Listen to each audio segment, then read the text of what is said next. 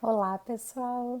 O meu nome é Juliana Potter, eu sou psicóloga, sou terapeuta de casais e famílias e trabalho há muitos anos com indivíduos, casais e famílias que passaram por algum tipo de perda ou que estão em vias de passar por algum tipo de perda ou que tiveram alguma ruptura importante, né? Então eu vou falar um pouco para vocês hoje sobre essa minha experiência e sobre um modo contemporâneo da gente compreender essas questões de luto. Eu vou falar sobre a morte e o morrer, o processo de luto, luto coletivo, para ajudar na compreensão disso que está acontecendo com todos nós nesse momento, né? Então, o processo de luto é um processo que pressupõe o rompimento de um vínculo, né? Ou a percepção de que eu estou perdendo algo importante. É uma experiência altamente dolorosa e universal. Se tem algo que é universal em termos de experiência, é a experiência de perder algo ou alguém. Todo mundo, é inevitável, todo mundo vai passar por isso um dia de alguma forma e é extremamente saudável, né? Ao contrário do que muitas pessoas pensam, pouquíssimas pessoas que têm uma perda precisam de tratamento porque desenvolveram o que a gente chama de luto complicado, né? Que não é mais o luto patológico, a gente chama hoje de luto complicado. Então é um processo individual, vocês veem que apesar de ser um processo universal, ele também é individual, ele é singular e ele é muito variável. Se diz que tem tantas maneiras de se lutar como existem pessoas no mundo, né? É um processo muito variável. E mesmo quando a gente está passando por uma situação que é muito parecida com a de outras pessoas, ainda assim o processo de luto é singular e individual.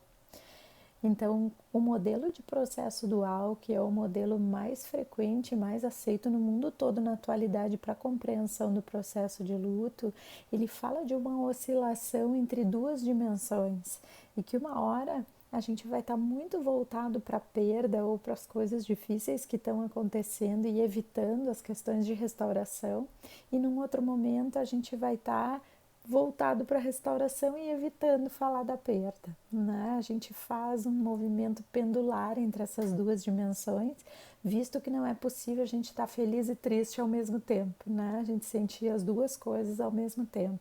Então, esse processo é variável e tá tudo bem, é assim mesmo que funciona para a maioria das pessoas. O problema tá em quando a pessoa fica só focada na perda ou ela fica só focada na restauração. Então, esse movimento dinâmico, ele é importante para que a pessoa consiga se estruturar, para que ela consiga encontrar em todas as suas dimensões recursos para poder lidar com essa perda que ela está enfrentando. Então, se a gente colocasse numa imagem, né, que foi uma tentativa que eles tentaram, que eles fizeram, de colocar esse modelo em uma imagem, é esse círculo que vocês veem maior, né? Ele significa o indivíduo e as experiências dele da vida diária, e dentro dele, quer dizer, junto com a vida que segue, a gente também vai estar vivendo o processo de luto, uma hora mais voltado para as questões de rompimento, outra hora pensando, bom, já que a minha vida mudou, eu vou ter que fazer as coisas de um jeito diferente, buscando restauração, e é assim que funciona para todos nós. Então, hoje a gente não usa mais a expressão passar pelo luto, a gente diz que a gente tem que seguir caminhando com o luto junto, quer dizer, é algo que segue conosco, a gente nunca mais vai ser igual a como a gente era antes de ter uma perda. Existe algo que a gente chama de determinantes do luto, que é aquilo que faz com que o luto seja dessa ou daquela maneira, de variando de indivíduo para indivíduo. A primeira delas é a vulnerabilidade pessoal e familiar, quer dizer, que estrutura de personalidade, que estrutura familiar aquela pessoa tem para lidar com uma situação tão difícil. E isso a gente vê mesmo dentro da própria família, quer dizer, perder o pai.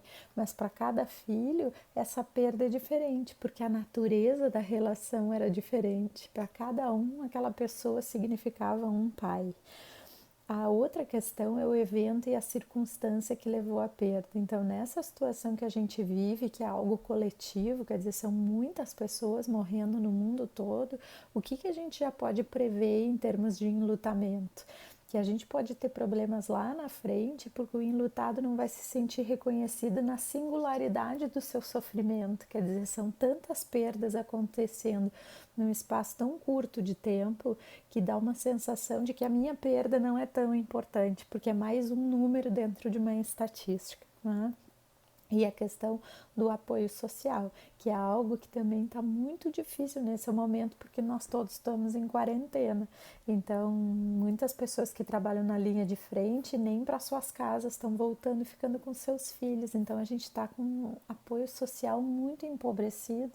E lá na frente, a gente já pode, algumas pessoas já estão sofrendo por conta disso, e se eu perco alguém e eu não posso nem me despedir dessa pessoa por conta da contaminação, em relação aos rituais. Então a gente está vivendo uma série de pequenos lutos e de grandes lutos ao mesmo tempo.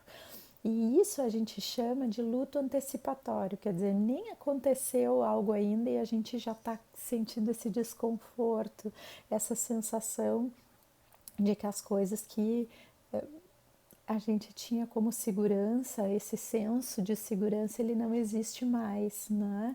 Então a gente está vivendo todos os nossos pequenos lutos, micro lutos, as pequenas coisas, da gente poder ir na padaria na esquina no domingo, tranquilo, da gente poder comer um churrasco na casa dos nossos pais, e a gente está vivendo também esse luto de uma forma macro e se identificando com as perdas das pessoas.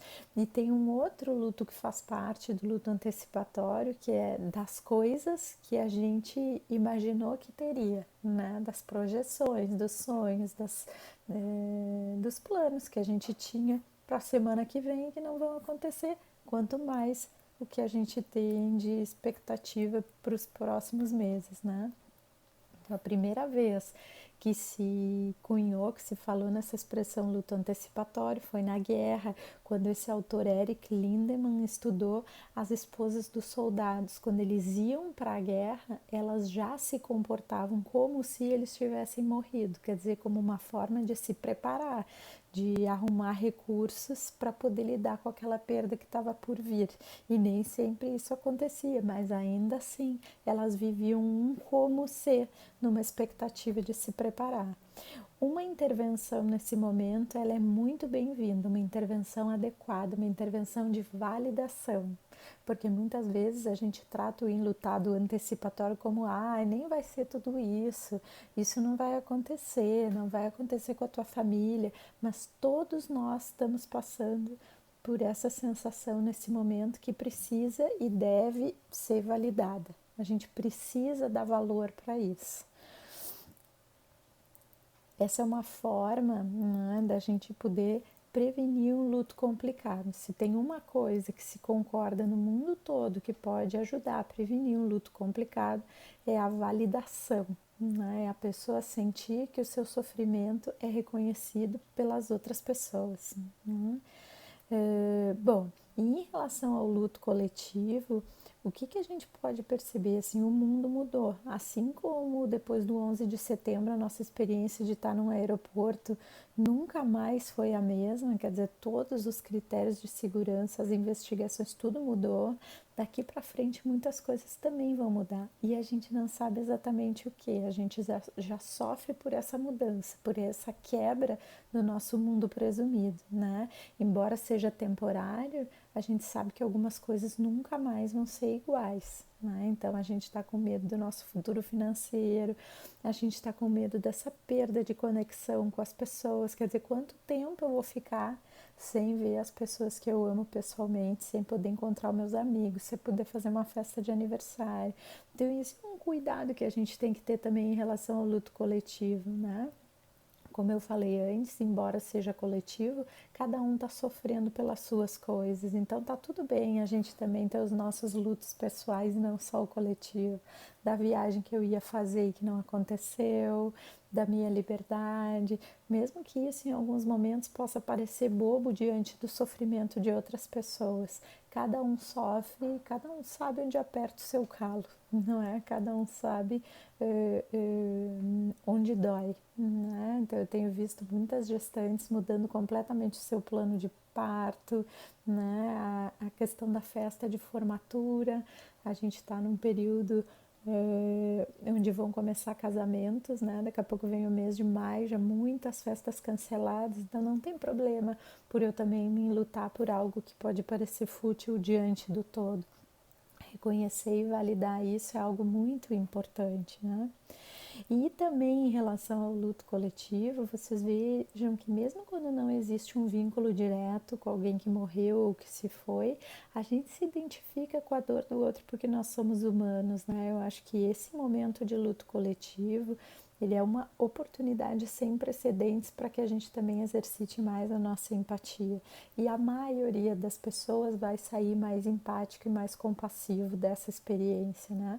Até mesmo as relações terapêuticas, por mais que a gente se sinta, tente manter algo de neutralidade, a gente sabe, por exemplo, todos meus pacientes sabem que eu estou atendendo eles de casa e eles me perguntam, e onde é que estão os teus filhos? Eles estão aí? Com quem que eles estão? Então a gente está compartilhando uma experiência com todos e isso não vai passar em branco nas relações daqui para frente, né? A gente tende a se aproximar mais e a valorar mais os momentos em que a gente estiver presente, né? Em que a gente tiver a oportunidade de ter de novo contatos presenciais.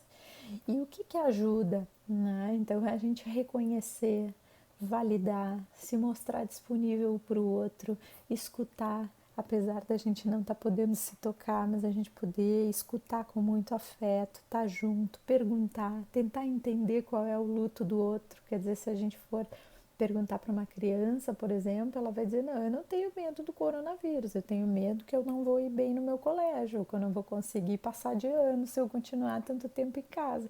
E isso é super compreensível e importante, né? É importante que a gente possa expressar e ser reconhecido pelo outro no nosso sofrimento.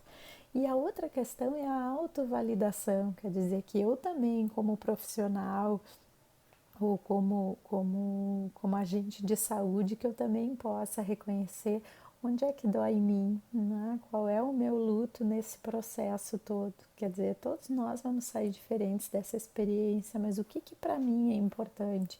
Onde é que para mim doeu? Porque se a gente consegue identificar o nosso sofrimento, a gente também é capaz de agir, né? De ser autovalidante e de ser compassivo com a gente mesmo.